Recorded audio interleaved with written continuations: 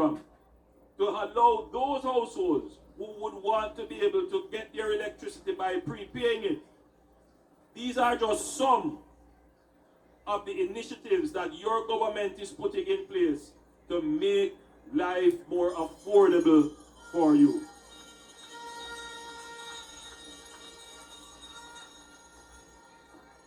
Come September, many of you who will be sending your children to school in some of the rural communities will be able to benefit from a far reduced fare on the public school bus system that we will be implementing come September, for which this constituency and many others in rural Jamaica will benefit from.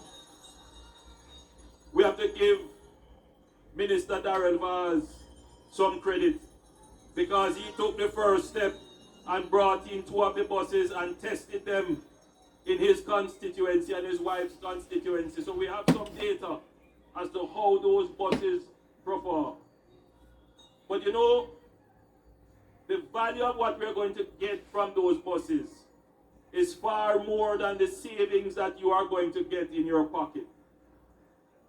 A large part of the deterioration in our social values and in the behavior of our children is how they are treated on public transportation.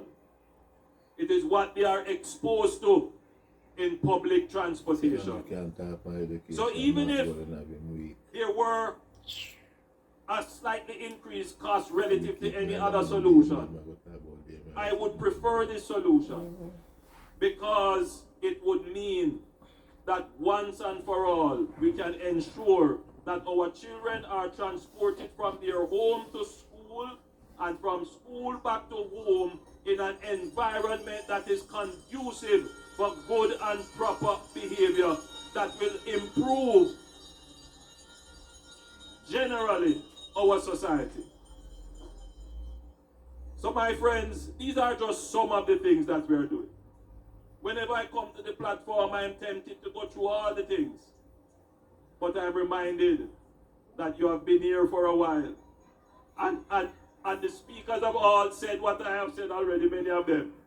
So I am just reinforcing to you. But let me say, there is no guarantee for anything. We have to work for it.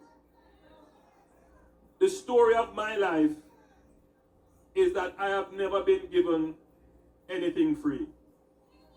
I've had to work for anything that I have had. I have said it before and I will say it again. I don't know what a gold spoon looks like. It has never been in my mouth. I have no inheritance or any endowment or any trust fund anywhere. Whatever I have worked hard and honestly for it. I have never gained wealth by exploiting the people. No. And I want to say to you that my ethic is that I believe in working for what I have. By the sweat of my brow, I shall eat bread. And that is the ethic of the Jamaica Labour Party. We work for what we have. And in the same way, we are working for the third term. We are not believing and acting as if we are entitled to a third term. There is no entitlement. Some people behave like they own Jamaica. It doesn't matter that time come for them. It's not a matter that they worked for it. It's not a matter that they deserve it. It's not a meritocracy. It's just that time, the inflection of time. It's just so. But we have never, I certainly have never behaved entitled in Jamaica.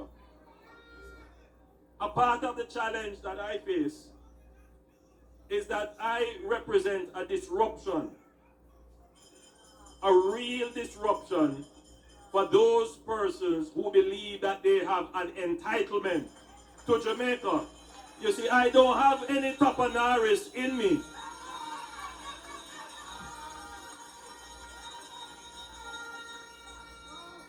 I am 100% purebred Jamaican.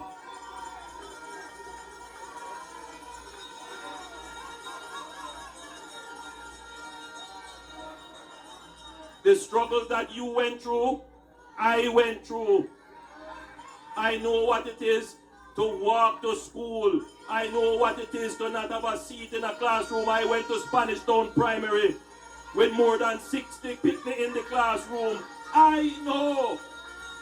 And it is because I've had those experiences why I believe that I have been able to direct the development of policy that has made from what has been considered as a basket case to now being considered as the case study for a country to transform itself without mineral resources, without dictatorship, without external and foreign aid.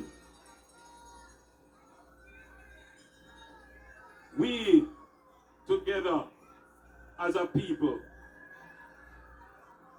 will transform our country.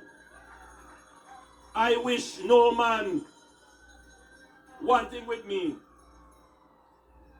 When I go to my bed, I don't worry about things. My heart is clean. I have never wished harm on anyone. I have never spoken ill of anyone, and I can say I have never spread a rumor on anyone. And I don't tell lies on people.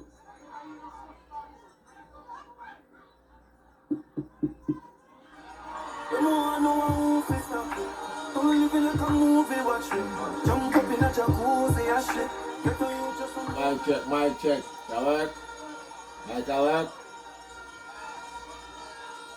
So,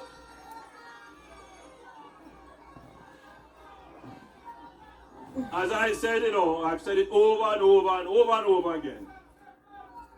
There is a battle for the minds of the people of Jamaica. There are some people whose mind is already set. And I use the analogy that they support a football team.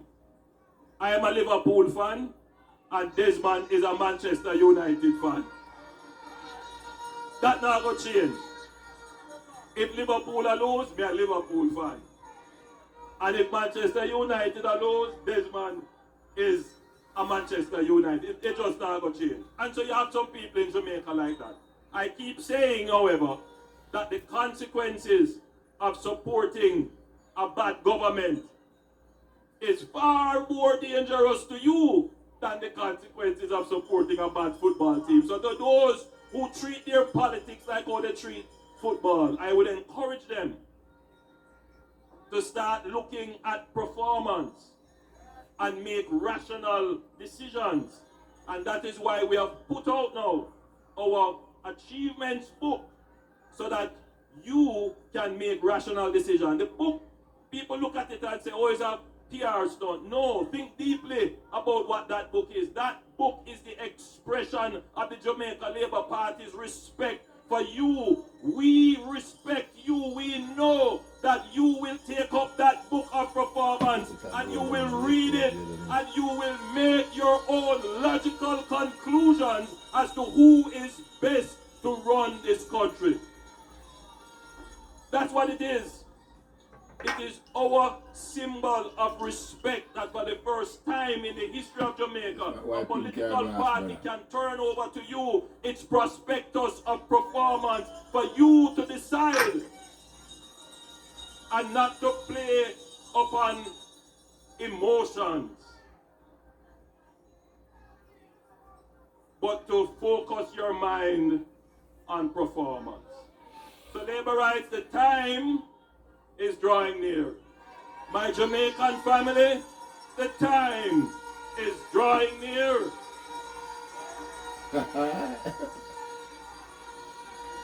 My Jamaican people,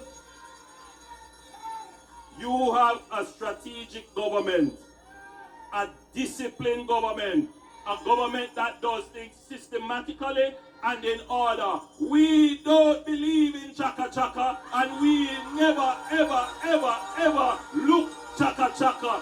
When I put my hand out to you to shake it, you don't have to think twice. You can take my hand. You know that yes, Andrew. Andrew. Go the flames, go the flames.